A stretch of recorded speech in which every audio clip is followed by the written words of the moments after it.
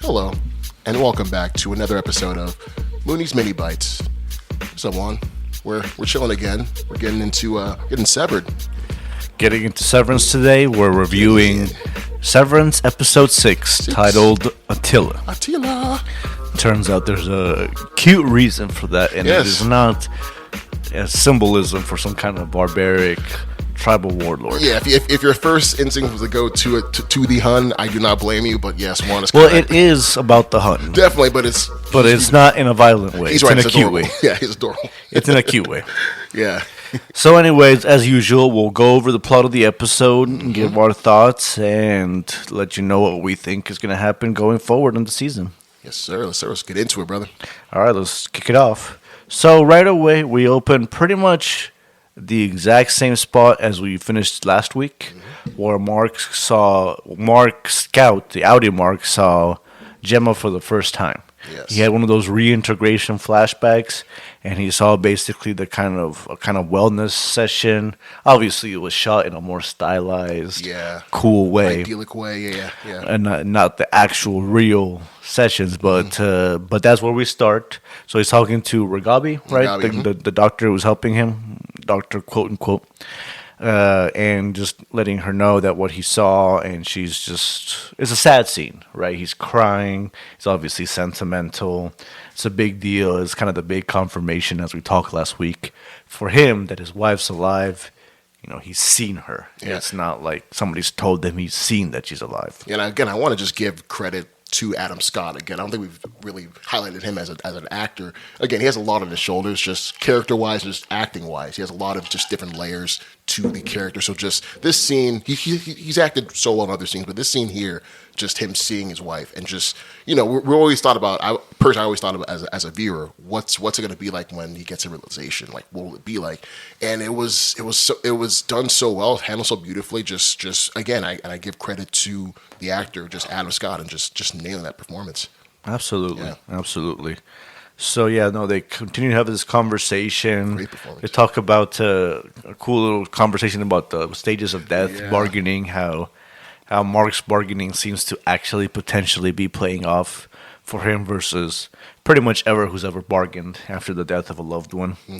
Does call into question a little bit, and it's kind of been in the back of my mind, why Ragabi is doing this, right? She seems to have been working for Lumen and been a big part of the severance procedure in the first place, and we haven't fully caught on to what her plan is. Yeah, what her motives are. I believe, again, she's treating him because she knows a lot about it. But again, we're side-eyeing her. Like, It all right, seems why are a you little helping bit him? like a guilt thing, or like she's resisting Lumen. Yeah, But I feel like that. there's definitely more that she's not letting on, right? I feel like there's a mysterious Okay. character. Yeah. Her motives haven't been clearly laid out. We'll see. Yeah. Maybe she is just being nice and just feels bad about severing him in the first place. All right. So at that point, we do have a go back to the MDR floor. They are discussing the scene from last week where Dylan found the paper with the directions for the training room elevator hallway, the dark hallway. Helly kind of starts ripping on them a little bit to make some dickish jokes. At one point, she asks if everybody had their ball severed that morning. Good old Helly, back to talking Calling them shit. So yeah, no. At that point, she commits to go back and getting the picture using her hall pass and such. And we do see more hints of reintegration at this point. It is again worth noting that Mark does not know he's being reintegrated. That's true. You know, poor guy got raped recently, sexually assaulted recently. Now he's at the point where he's having flashbacks of stuff he doesn't understand and doesn't know why. I'm sure he doesn't even know reintegration is a possible thing at this point in the show. Yeah, they're definitely keeping a lot from him and having him be on a certain path. Again, just playing to their nefarious plans that Lumen has for him. Yeah. For sure. We now see, we go down to a scene with Miss Huang and Milkshake. Mr. Milkshake. We know from the episode last week from the performance review that there's a good chance Ms. Huang kind of ratted him out a little bit on the big Almost words, definitely. on the paper clips, just these little things where he seemed to notice. So he kind of has a conversation with her. We have an interesting reveal where he tells her something along the lines of, "If you want to be wintertide ready or wintertide approved," ready, yeah. sounds like some kind of internship or special school program, just giving her age. So, basically, if she wants to do well in that, he has to approve of her performance, right? Kind of a little bit of an underlying threat. Great performance by the girl who plays Miss Huang. I forgot her name. I don't know if you want to look it up real quick. Yeah, I can look that up for you. But great performance from her. She goes from a little bit of a smug look when she asks him how his performance review was. This kind of sweet, innocent face, but a little bit of a hint of, haha, I read it on you, asshole. Right? She plays this childlike character who also knows and is aware of a lot more than we've been told, right? It's a very mysterious, interesting performance from her. Yeah, she's not your typical precocious child performance played by actress Sarah Bach. So again, just great job on that. But yeah, there's more to her. Like, I guess her age is just a number, but she definitely has a lot of experience and definitely reminds people of that in the process of that. So yeah, great performance by her. Definitely. So yeah, we see her face drop when Milkshake calls her out. Yeah. Tells her to, I wrote it down, you need to eradicate from your essence childish folly.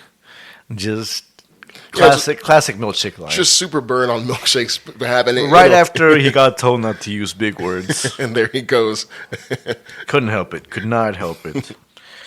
But yeah, no, she has a little bit of an attitude. She has a little bit of a smug face, and he makes sure to drop it right off her, let her know who's really in charge. So at that point, we go back to Mark and Helly, still discussing, trying to get back the little paper, the picture. Yeah. And we have an unfortunate moment where Mark tells Helly, just confesses outright, that he shared vessels is the word he uses. He shared vessels with Helena.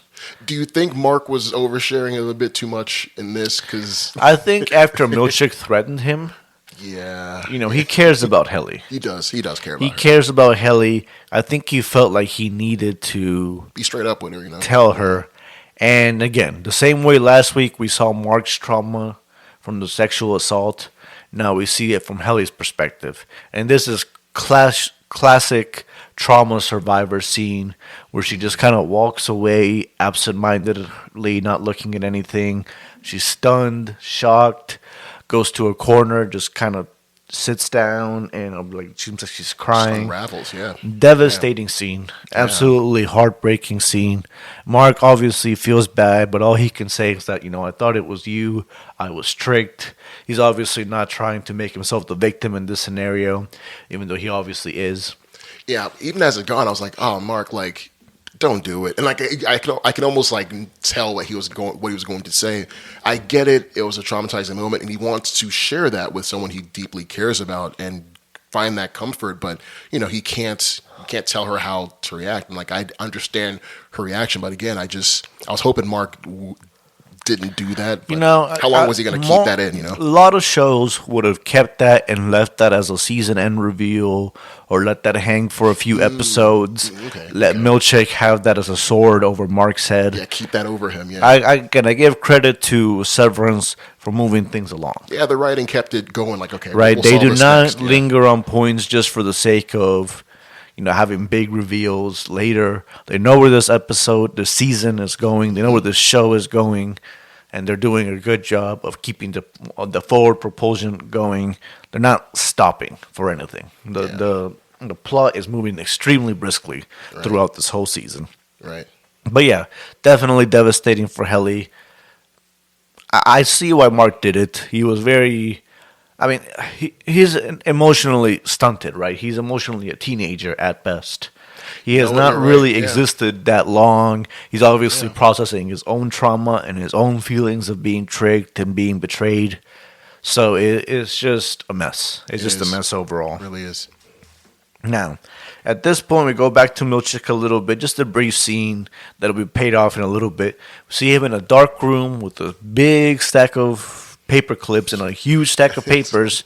He's about to Comically practice fixing his little paperclip issue that he got dinged on in his performance review. So just laser beam focused on just making sure he's meticulous and good with like within all their parameters. We Which see a are crazy whole parameters. easily Yeah. a stack of 100+ documents. Yeah, he's like killing that himself needs to be paperclipped together. Yeah. So we see the beginnings of that. At that point, we then cut to a scene between another scene between Dylan G and his wife, the Innie and his wife. Yep. Another cute scene Security like last time. Noticeable this time. The first time she kind of came in a ponytail, just as if it was an obligation. This time she dressed up a little bit more. Yeah, she she let her let hair it- down. Yeah, let her let hair it down. You know, showed off a little bit. Very cute scene. And Their scenes are Dylan, always cute, Dylan is kind of a boyish attitude, but very cute, very self-confident. Yeah. We get from his wife that Dylan is a little bit maybe ADD, like jumping from things to Okay, things, random okay. hobbies. You know, kind of. he's very excited. He's I don't want to very excited say loser hobbies, but it's not the kind of stuff that is going to make you money. No, right? but- It's not the but- kind of stuff that's going to build a career. about it. But he finds joy in them, and like he's like, the excitement exudes. It sounds yeah. a little bit like, yeah, he finds joy, but also like he's missing something and then just trying to throw hobbies together to see Yep. what he likes. Like, See oh, what sticks. you Yeah. know, this sounded cool on the internet, so I'm going to try this. And then he keeps ultimately dropping them when it ends up, not really being his thing. It just seems like he has a problem with follow through, a problem with focus, problem really excelling as a person, which all right, obviously good way. his wife seems to notice. Way to look at it. Okay.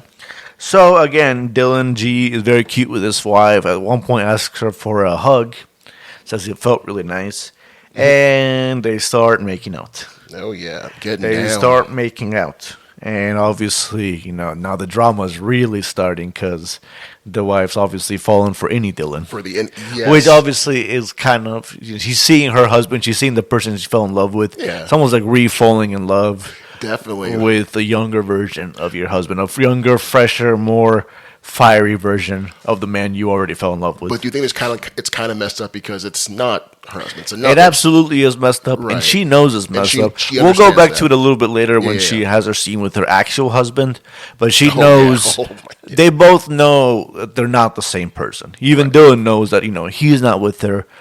He is, the Audi is. So he's already showing some jealousy, some Definitely driving a some wedge. elements of bitterness that could be showing up.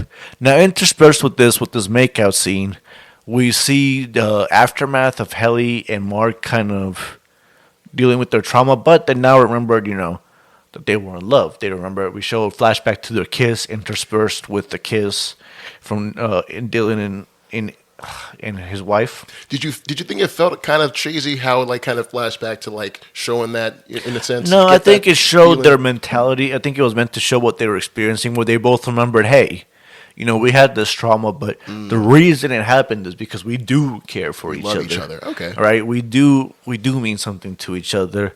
It's more than just a little fling or just a kiss because before the end of the world. And so they both go and meet Embrace, each other. yeah. They both kind of have that. It's just basically meant to show their mindset, what's going through their minds, Okay. what they're remembering. And basically we have that. Helly gets jelly. Yes, she does. Basically, gets upset. At this point, she kind of has more of a mentality. It's like, hey, fuck her for doing what I wanted to do, and fuck her for taking my man. And then, basically, we see them go pitch a tent in the office. They go run away to the office. There's absolutely no security here from Lumen at this point, by the way. Which is Yeah, again, this is where it gets little bit of weird a that hole, they're but, just letting Helly go down there with no threats, no anything. Let her do whatever they want. Yeah, I remember. I think we're discussing. We kind of discussed it a little bit. Yeah. Last episode was they just sent Helly down there and just gave her free roam. They don't seem to really be making any efforts to control what they do. Yeah. But so it's a very different sex scene from last time. Last time it felt like a cheesy '90s romantic drama Throwback role. kind yeah. of. warm setting. This feels more like like a teenage movie kind of first sex scene. You know what I mean? Kind of goofy, but sweet still. Like, Sweet, okay. awkward. Awkward. Another one. Yeah. But hesitant. Yeah. It's not like a full blown romantic and like them letting their passions flus, It felt like young love that was like finally exactly. blooming. It felt like two blossoming. teenagers. I thought it was kind of wild. I thought it was a little wild that after their trauma, they both immediately jumped to let's have sex. Let's bone. Like, that was maybe a how'd little you bit feel of a about leap. that? I thought that was a bit odd. I also felt a little bit icky, but you're right. The way they chronicled their whole love story, They kind of pulled it off a little bit, but it felt a little rushed. I honestly was kind of at the point where I thought, they were going to have some episodes of dealing with the strife, of dealing with the fallout, dealing with the drama. Which they did a little bit. They maybe moved on a little too quickly for my taste. They did it a little bit in the following episode. The belief that a woman would just immediately jump into wanting to have sex after she feels all icky and disgusting. And you just told me that you hooked up with the other lady. So it's a little bit of a, but at least it's heavily shows consent, heavily shows that it's affirmative. Lovely consent, and it's a lovely sex scene. Other than that, the timing was a little bit weird, but definitely we appreciate you, Helly. Consent. Definitely see a little bit where it can be a nice scene and definitely a character building moment for both of them. Yeah. So we go back to Mr. Milkshake. He's finished with the paper clips with the big sack of papers. Now he's on to step 2, where he's got to focus on saying less big words. So he goes to the mirror and he goes back to the phrase he told Ms. Huang about eradicating from your essence childish folly. So he repeats it to himself in the mirror and trying to train himself and tries to kind of simplify it, right? To kind of dumb it down. Goes all the way to you need to grow up, right? What I loved about that scene, that mirror scene, is him like you can see Ms. Milkshake fighting it. Almost like internally, he's fighting this program that he knows he has to do himself. No one's doing this. He has to do the program on himself. But you see internally, thanks to Irving in the mirror, looking in his eyes. Again, Trammell just does an incredible performance. But the eyes, like you can see him like fighting the programming, and it's just you can see them fighting that, but you can also see both the rage. Oh yeah, the way his hand trembles after he finishes with the paper clips. Mm-hmm. You can see the kind of fear in his eyes. He's not just training himself; he's telling himself, "You need to grow up. You need to grow." Right? It's not just him training himself. It's a tough thing to do. Yeah. Eventually morphs into him telling himself, "Okay, let loose of your childish folly." Remove that bullshit. It's holding you back. Become the cold-blooded person you need to be to succeed here. And you can tell he doesn't really want to. You can tell the fear, the rage, the uncertainty in his eyes, the way he steals his gaze to try to master his own emotion. Tremendous acting performance. He needs to win an Emmy, as far as I'm concerned. Mr. Milkshake, he's a character that wants to keep control of himself, but he's in a company that's like, no, we're keeping control of you. You don't. That's out of your hands. And it's that push and pull that we're seeing definitely in season 2. It's like it's coming to a boiling point now, where it's going to come to a point where we're like, okay, Lumen's going to push too much. What's going to happen when Milkshake doesn't like how he's pushed? And I'm very definitely curious to see how that goes. Yeah. So we kick back to Mark and Helly. They got bed hair. They're walking back. Sex hair. Yeah, and they're had a great time. Funny moment where Helly asked him, compare basically the two experiences. And Mark's reaction, instead of answering anything, is to start making out with her. So was he bigger than me? Fucking sly dog. Mark just makes out with her instead of actually answering her. I probably didn't want to point out that maybe Helena had a little bit more experience. Look, yeah, but how's this for non-answer? Yeah, no. That was a funny beat. Well played dog move by Mark. It was a funny beat again in that whole rom-com. Shameless dog move by Mark. In the whole rom-com kind of setting that was a funny beat that happened. But then we go back and we kick into another big reintegration scene where Mark starts bleeding. We've seen the cough a couple times. We see his deterioration of health like we saw with Petey. Obviously in the back of our minds that Petey died from all this stuff. That's obviously hanging over the audience.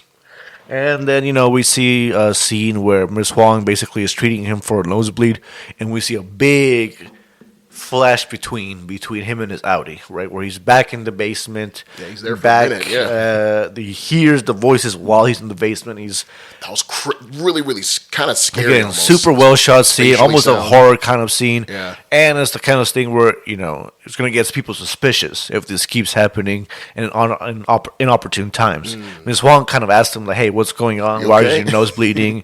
Like, this doesn't quite make sense. So it's the kind of stuff that leads people to be suspicious, right? Right.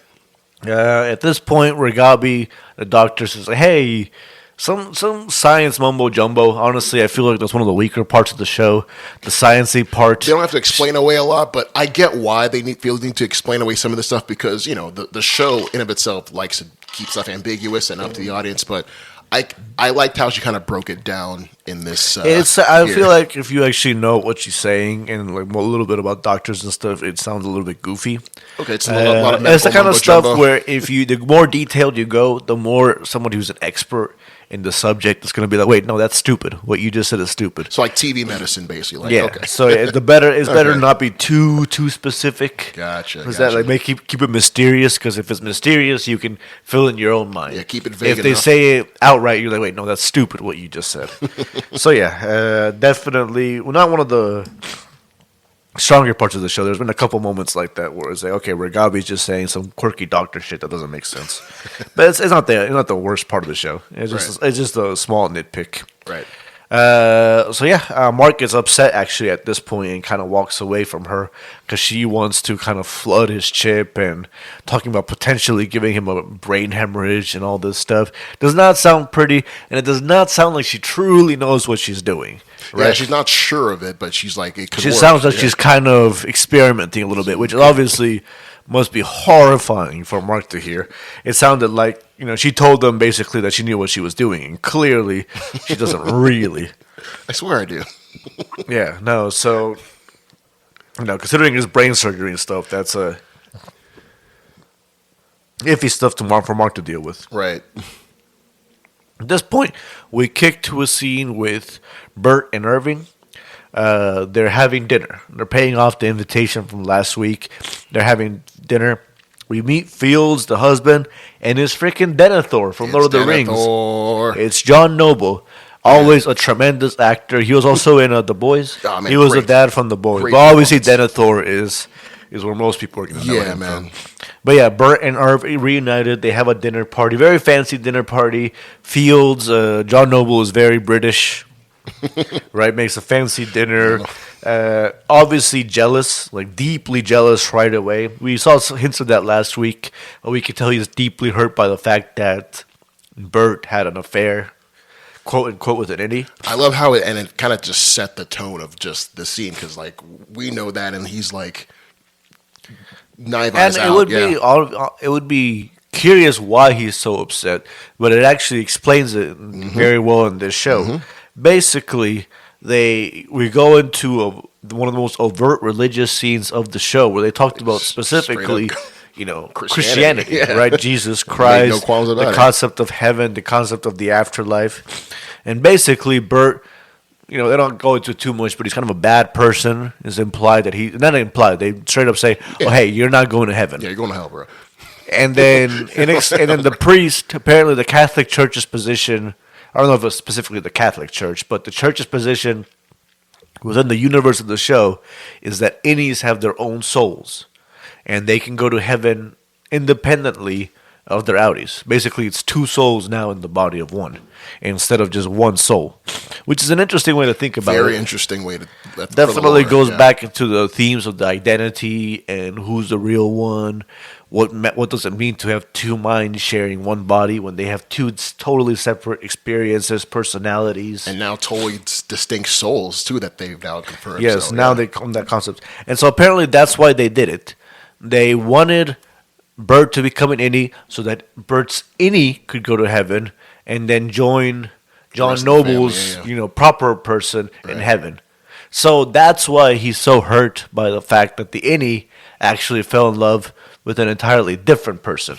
Because the whole plan is, hey, I'll get to spend eternity in heaven with your my innie. loved one, yeah. And then now it turns out the innie has somebody else Shows in mind. up. What do you Has somebody else that they would want to spend the rest of the eternity with. What a gut punch, though, man! Yeah. But well done by the show. It's well definitely it. Lays bare why the drama and Yes. the jealousy exists. Now, during this, we see a scene of Drummond, the big security guy. He's breaking into Irving's apartment. From the coincidental timing and the big reveal during the dinner scene that we found out Denethor slips out that Christopher Walken's been there for 20 years with Lumen instead of 12 that the severance procedure has existed. It obviously raises the question of if Burt is some kind of spy for Lumen, if he's known them from before Severance. What was he doing those 8 years?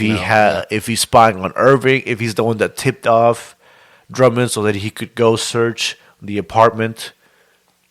Definitely raises some big questions on whose side he's on. Because otherwise, it's a very flirty dinner, right? Yeah.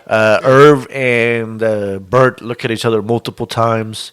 John Turturro and Christopher Walken with these kind of googly eyes of like, hey, why did we seem to fall in love? And they obviously, have a little bit of the hots for each other. It's very evident, like the jealousy from John Noble and the kind of neediness obviously isn't the most attractive moment. Yeah, it's right a funny now. little triangle they're doing at dinner with that. So definitely. Oh, and interestingly, the security guy Drummond has keys to Irving's apartment, which makes you wonder if they control the whole town, if they control the places where they live. Well, most definitely, then, if he has it, I think that they want to make a point of saying, hey, we have people everywhere, and they can get in and out of where they need to get out of. Yeah, that's a trip, especially because, Scary. Mark has Ragabi in his house, so kind of makes you wonder if they could just get into his house at any point. Right. So, definitely interesting dinner party. We then have a scene, kind of a payoff from the earlier scene with Dylan and his wife, as his Audi Dylan this time. And again, we see that he's kind of, he wants to go buy a cool car, even though, they're obviously having a little bit of a hard time making ends meet. He's not really focusing on, being the man of the house. He's kind of doing goofy stuff that's fun for him. Yeah, doing stuff for himself and not really putting aside the needs of his family at this point. And then the wife openly lies to him, not only about what happened, but she just straight up tells him she didn't see. And it has that mix-up where she's treating them as two different people, trying to catch herself, trying to not let him know that she's developing feelings, obviously, for the any version of him. How'd you feel with that scene? That was really tough. It's a very mind-fucking scene. Yeah, it was really tough. Because from her perspective, you kind of feel for her a little bit.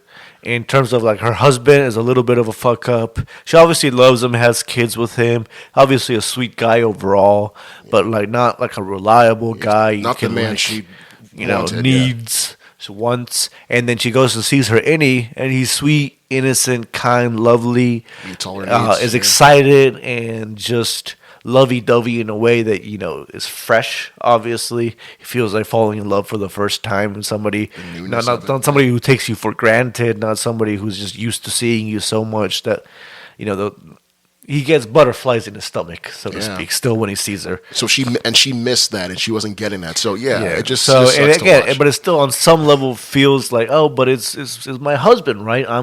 This is the guy visually, obviously the same body. It's a little bit of a trip. Again, it just calls back to those themes of identity. What the is series it? Yeah. What are goes you? on so on about. Are they the Who same are you? person? Yeah. Are they just two? Is it just one person with different memories of different events? Is it two completely different personalities, two whole souls, independent of each other that just merely happen to share the same vessel? So go back to the shared vessels of the show. It's very thought-provoking. It definitely gets you in there. This show in particular, this episode, was very focused on that. Did not propel the plot forward all that much, right? Was not focused on the mysteries and finding out what Lumen was up to and seeing follow-ups to any of the major plot threads. It was just focusing on the characters' interactions, the love lives of everybody. Mark and Helly, Burt and Irv, Dylan and his wife, right? Those pair-offs, even a little bit Milkshake and Miss Huang. Right. So, definitely Very focused on that part of the show. We do also find out why the episode is called Attila. Yes, It turns out it's actually just a the cute little adorable reason, explanation. yeah. Basically, What is the adorable reason? Denethor and Christopher Walken would call each other Hun. You know, like a lot of people do, little pet names. I like that when they. Yeah. I And then thought they were that like, was "Hey, they're very the Hun. studious people, very into history, very educated." Yes, yeah. So Hun turned into Attila the Hun. Right. Right. So they call each other Attila. Little pet name, A little yeah. pet name, a cute little educated, smart, classy pet name. Yeah, it definitely encapsulated their relationship like that. It was actually very, very fitting. Yeah, for- definitely. It lets you know that they're one very well educated and focused on history, have fancy dinner parties, all this stuff, have that kind of mentality. John Noble's British and has a very British accent in this episode, but it's just cute as well. Yeah. It's just cute and lovely as well. At this point, we see the other version of the pairing off scene where we see Mark Scout with Helena. Helena makes cute little eyes, makes flirty comments, catches up to him when he's eating an incredible amount of Chinese food. Oh yeah, just going to town like Yeah, a multiple four-person people's, amount. yeah, like 2-3 of people's food. worth of food. And then Helena is very kind of, oh, I met you at a bar and you're cute and flirty kind of vibes. You want to go meet my father? And Felt like college freshman, like that kind of vibe. Like okay, yeah, like she's- two people meeting at the bar. Yeah. But obviously, we have a lot of subtext going on. Yeah. Mark knows, even though he doesn't know he was violated by her, he knows that they're keeping his wife. And at one point, she reminds him of it, and she literally tells him, "Oh, hey, your wife died, right?" Says the wrong name, even. Obviously, knows what the name is because his wife's not dead.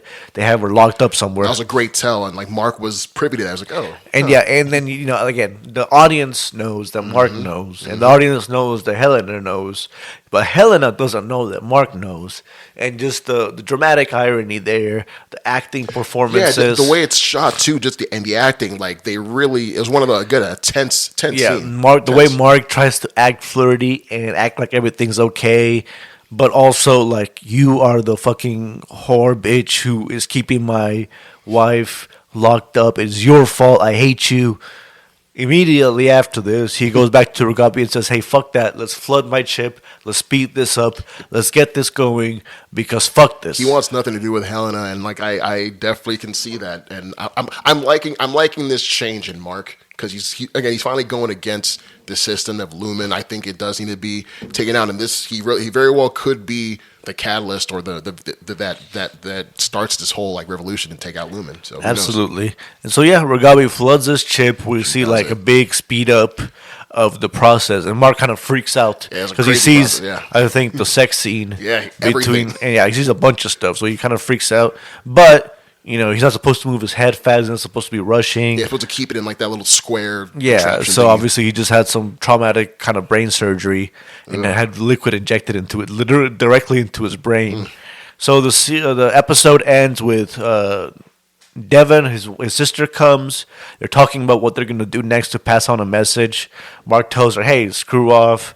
I'm already doing my own thing that I'm not telling you about." Yeah. And then the episode ends with Mark just having a straight up seizure in front of Devin. It is brutal. Yeah, Ragabi Guys, reveals yeah. herself, tells Devin not to touch him. Mark's head hits the ground. Yeah, Very, pretty bad. reminded me of a $1 Million Baby.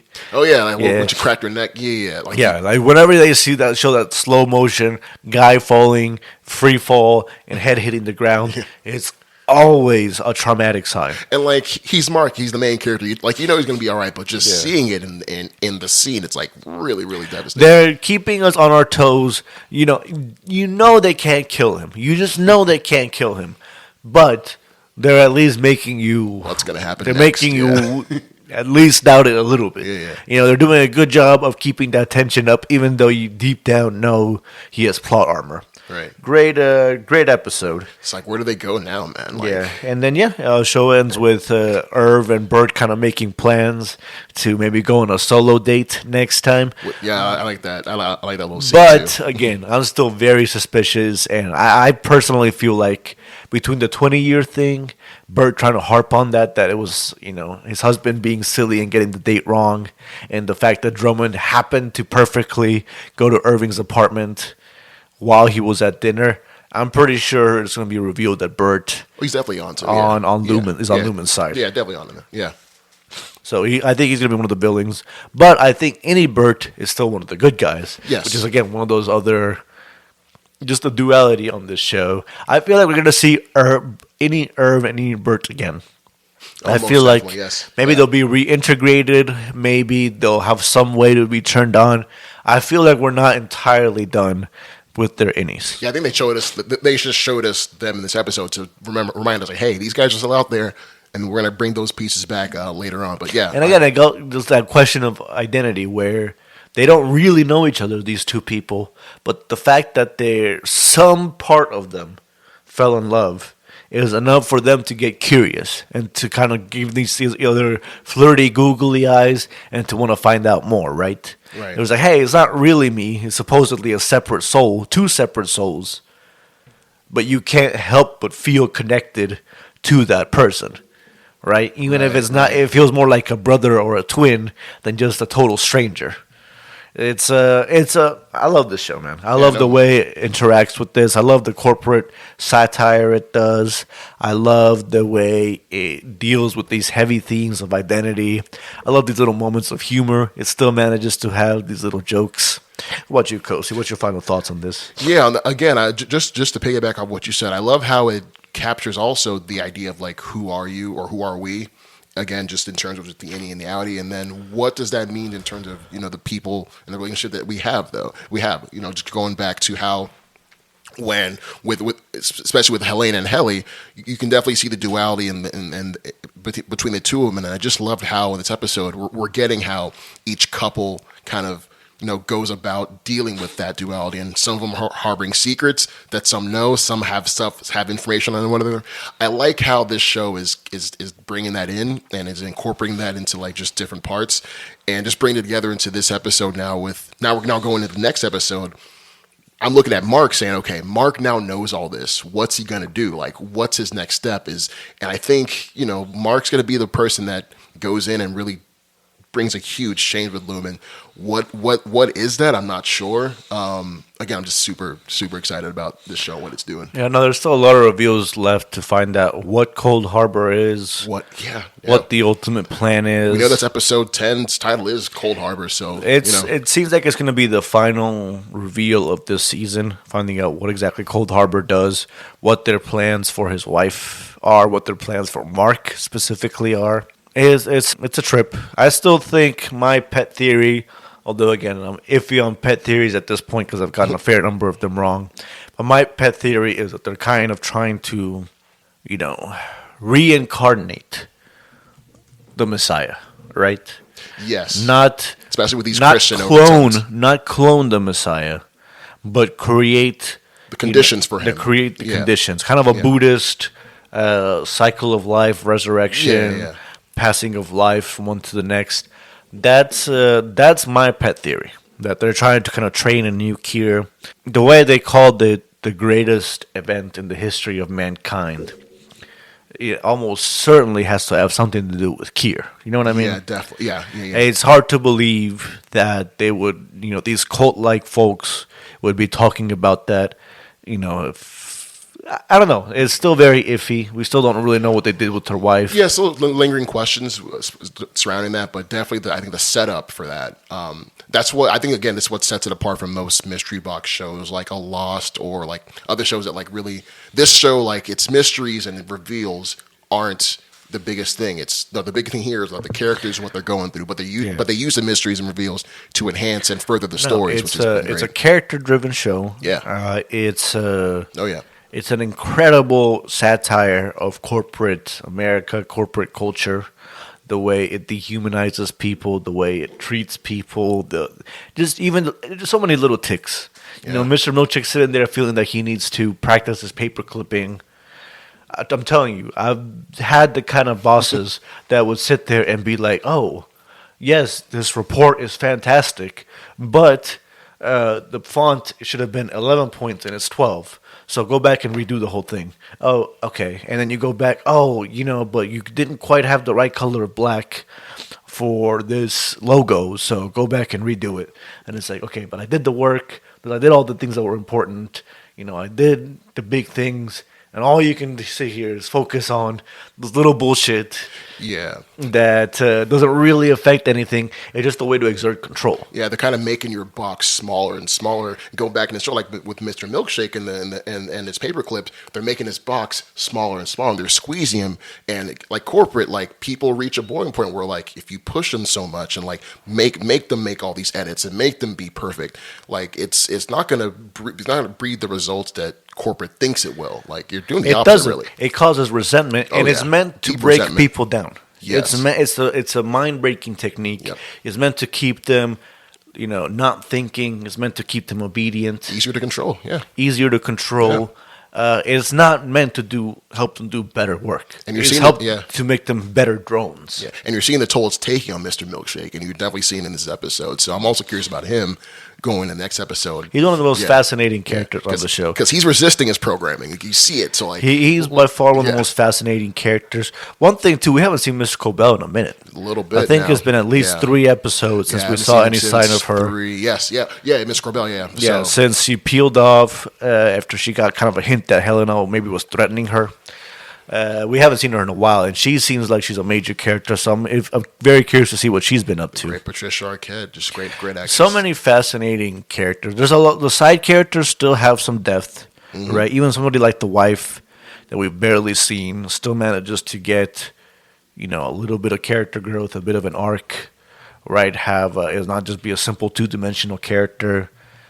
I can't give enough credit to these people. The one thing I think we harped on a bit, some of the details have sometimes been iffy, and the way the sex stuff played out, especially the speed with which it played out, I'm still very iffy on them using sexual assault to pass off a twist, and then having the characters find out and deal with their sexual assault, and then immediately be like, wait, you know what? What if we actually had proper sex with each other? Now let's do it for real now. It's a trip. Definitely wonky how they did that. But, It's a trip. I honestly thought they were going to be. She even called it out, Helly, that it was like, it was a tactic for splitting us apart. And maybe that's all it was. It's hard to tell. Perhaps. It's hard to tell. There's a part of me that still thinks maybe she was trying to get pregnant with Mark's baby, or that something about Mark falling in love with somebody else It's part of the the Cold plan, Harbor yeah. thing. Yeah. But maybe not. At some point, I do think it's possible to overread into a show like this and focus a little bit too much on minute details. Yeah, the details are interesting, but you don't want to get too caught up in it where It's it gets in still the way. a show that's mostly about the characters, mostly about the themes it wants to portray, mostly about the parody of corporate culture it wants to show, more than it is about getting deep into tiny details that reveal super hidden twists. Some of the theories on the internet just feel like they're missing like the core themes of the show. I don't think Mr. Milkshake is a severed person. I feel like that would be weird and dumb. Yeah, stuff like that where it would miss the point of what the show's about. It'll undermine a lot of what the show is built up with that character in particular. But it's fun to speculate. Yeah, no, it is fun to speculate. It is a excellent water cooler show. Excellent show to keep up with week to week. Find out what's going to happen next. Every single week, it's like, damn it, I have to wait a whole another week to find out what's going to happen. It's a trip. Yeah, man. But yeah, Kosi, good review, good episode. Good episode. Can't wait for the next one. Definitely comes out February 27th. So a couple tomorrow, actually. So look out for our review of that in the coming week. Definitely. All right, Kosi. Great episode overall. Highly recommend everybody get on Severance. Yes. It's again, it's the reason why it's taking over the nation. But all right, man. Hey, Juan, this is a great episode, man. Glad we're able to link up again for a mini. Thanks, Juan. Not just you, but also thank you, viewer, guys. So seriously, guys, thanks for just tuning into our Severance rewatch. Severance is kind of blowing us up in the numbers, and we want to thank you guys for just being a part of that. So again, you can find us on Spotify, on Apple Podcasts now, and in just any and every other streaming service. No, not sure.